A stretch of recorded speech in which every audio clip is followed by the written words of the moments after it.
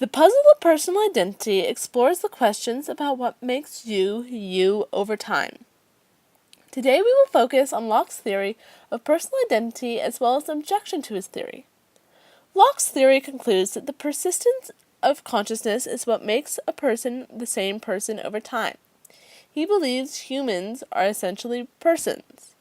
One objection to his theory is called the memory gap. This objection asks the question, what happens when a person forgets a particular event or time? He remembers before the event and after the event, but there is a gap where he cannot remember the event itself. Then, is that person during the gap different than the person who remembers the events before and after the gap?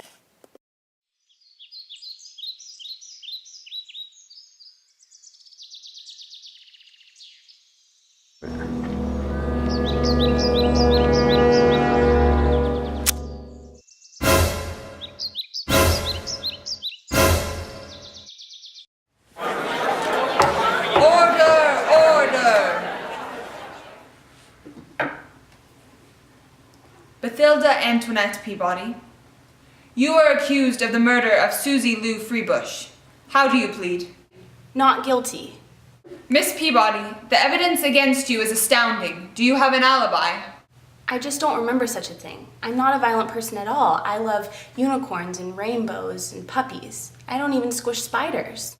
We have you on surveillance tape. Your fingerprints are on the murder weapons, the bow and the arrow. I didn't do it. If I remember doing it, I would plead guilty, but I don't. Do you remember what you did the day before the murder? Why, yes, I even remember what I had for breakfast that morning. A glass of orange juice and Lucky Charms.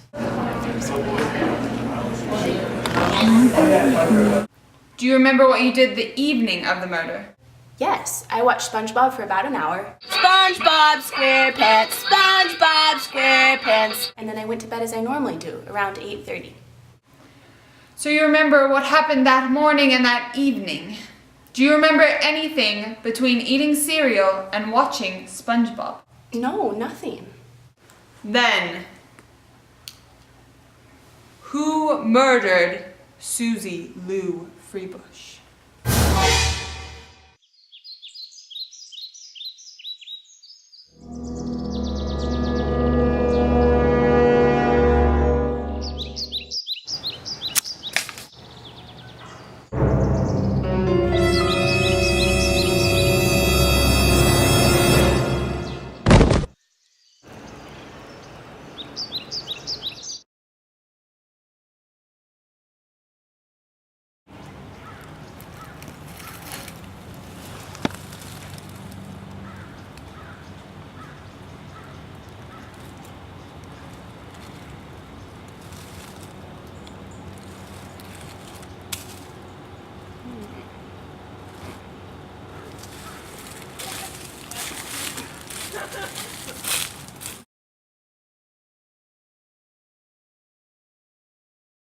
According to Locke's theory, Miss Peabody is not the same person as the murderer because she does not remember that portion of time.